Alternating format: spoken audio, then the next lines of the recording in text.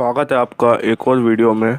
आज की इस वीडियो में हम कुछ नया पढ़ने वाले हैं। आज की इस वीडियो में हम पृथ्वी की उत्पत्ति के बारे में पढ़ने वाले हैं कि पृथ्वी जो है कैसे बनी, कैसे उसका निर्माण हुआ। तो इस टॉपिक को पढ़ाने से पहले एक बात मैं आपको ये बताना चाहता हूँ कि पृथ्वी कैसे बनी है हमने नहीं देखा, हमें पता नहीं है।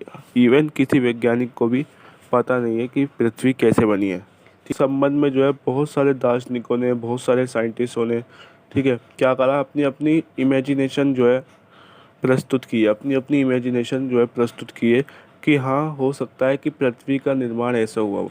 ठीक है, विभिन्न वैज्ञानिकों ने अपनी अपनी इमेजिनेशन प्रस्तुत की है। वो सही है गलत है कुछ उसके बारे में कहा नहीं जा सकता। ठीक है, तो आपको ये चीज़ आपको अपने माइंड में बिठा के रखनी है। जो भी अभी मैं आपको बताऊंगा सिद्धांत, ठीक है, क्योंकि अभी हम जो है सभी साइंटिस्ट की इमेजिनेशन ही पढ़ने वाले हैं कि साइंटिस्ट ने क्या क्या इमेजिनेशन करी है। ठीक है, उन्हीं इमेजिनेशन को पढ़ने वाले हैं। ठीक है, तो आपको ये नहीं समझना कि वो सच है 100% 100% सच है, नहीं ऐसा नहीं है।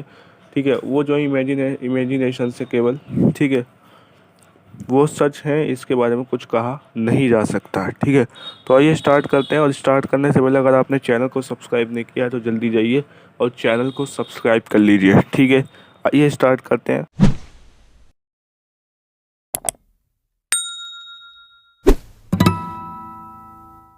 तो पृथ्वी कैसे बनी, पृथ्वी की उत्पत्ति कैसे हुई, इसके बारे में दो तरीके के सिद्धांत मिलते हैं।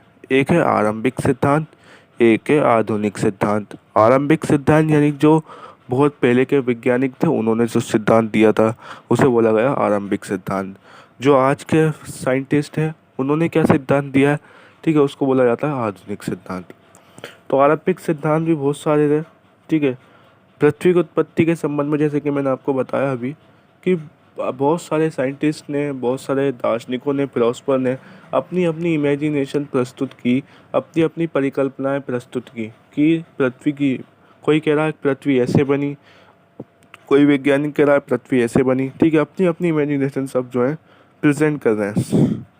लेकिन उनमें, इन साइंटिस्ट में, इन वैज्ञानिकों में, इन फिलोसफर्स में सबसे बड़ी, सबसे जो अच्छी इमेजिनेशन थी, जो सभी को अच्छी लग रही थी, जिसको लोग भी पसंद करते थे और साइंटिस्ट भी उसको मानते थे कि हाँ ये हो सकता है। ठीक है, वो इमेजिनेशन किसकी थी? इमैनुअल कांट की। इमैनुअल कांट जो थे एक फिलोसफर थे जर्मनी के। ठीक है, जर्मनी के ये फिलोसफर यानी कि दार्शनिक।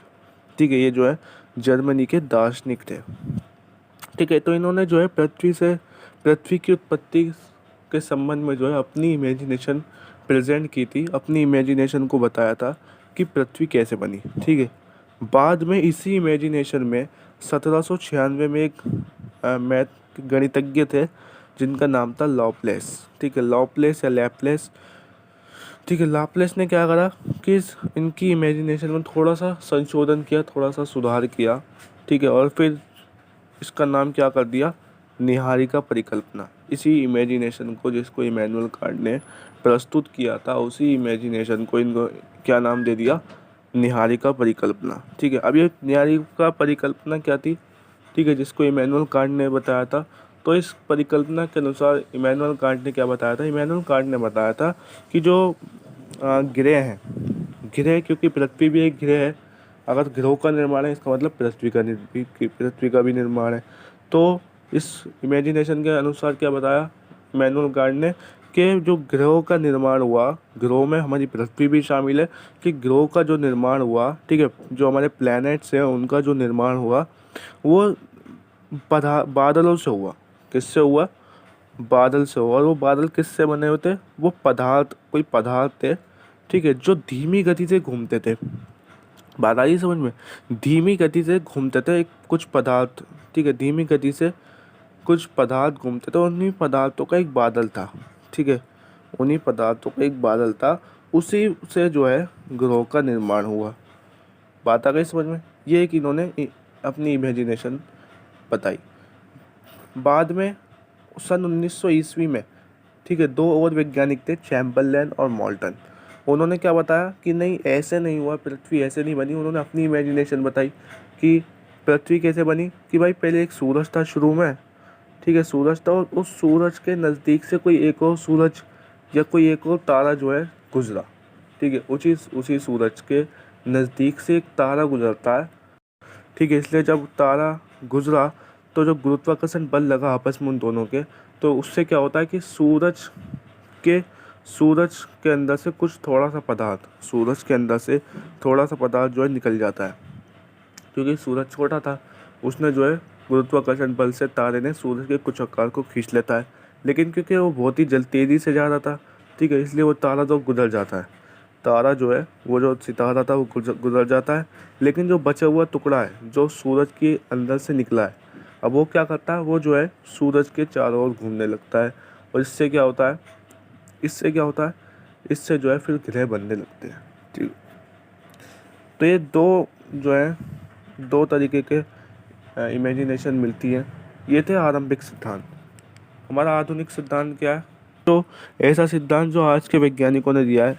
तो आज के वैज्ञानिक क्या कहते हैं कि जो यार ब्रह्मांड बना है ना, ये ग्रह जो बने हैं ना, ये पृथ्वी जो बने हैं ना, ये जो है बिग बैंग सिद्धांत का परिणाम है। आज के वैज्ञानिकों ने क्या दिया है? बिग बैंग सिद्धांत। ठीक है, उन्होंने बताया कि इसी सिद्धांत के अनुसार जो है ब्रह्मांड का, पृथ्वी का, ग्रहों का जो है निर्माण हुआ है, वो बने। ठीक है, अब ये किसने प्रस्तुत किया था ये सिद्धांत? ये सिद्धांत जो है एडविन हब्बल ने, एक वैज्ञानिक, तो उन्होंने बताया। ठीक है, इस सिद्धांत के बारे में, बिग बैंग सिद्धांत उन्होंने बोला। तो इस बिग बैंग सिद्धांत के अनुसार कैसे हुआ पृथ्वी का निर्माण, आइए जानते हैं। देखिए, उन्होंने बताया कि आज हम जो अपना ब्रह्मांड देखते हैं, बहुत बड़ा ब्रह्मांड है। ठीक है, पृथ्वी बहुत बड़ी है। ये सारे क्या थे, ये क्या था, वैज्ञानिक जो हमारे एडविन हब्बल हैं वो ये बता रहे हैं कि ये जो सारी चीज़ जो आज हम देख रहे हैं, ठीक है, सौर मंडल देख रहे हैं, ग्रह देख रहे हैं, सूरज देख रहे हैं, ये पहले नहीं थे। पहले क्या था कि पहले एक अति छोटा गोल आकार का एक जो है परमाणु की तरह हम कह सकते हैं कि वो परमाणु की तरह एक बॉल सी थी, बहुत छोटी थी। ठीक है, यानी ये सारी चीज़ें जो थी, ब्रह्मांड आज का जो बना है, उसी छोटी बॉल, उसी छोटे परमाणु से बने थे। ठीक है, जो एक ही जगह पर था, जिसका आयतन बहुत ही सूक्ष्म था, उसका तापमान, उसका घनत्व जो है अनंत था।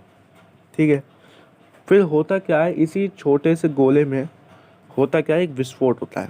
जैसे ही विस्फोट होता है, इसमें क्या होता है, विस्तार होने लगता है। ठीक है, इसमें क्या होता है, विस्तार होने लगता है। ये विस्तार होता हुआ दिखता है।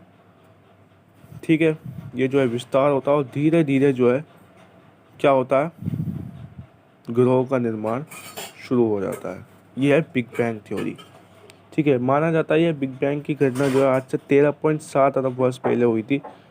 और मैं आपको बता दूं, ये ब्रह्मांड का विस्तार जो है पहले जो है बहुत तेज़ी से हुआ, फिर ये जो है धीरे धीरे इसका विस्तार में थोड़ी जो है धीमापन आ गया, लेकिन फिर भी जो है विस्तार हो रहा था। ठीक है, और विस्तार जो है वैज्ञानिक मानते हैं कि आज भी विस्तार ब्रह्मांड में हो रहा है।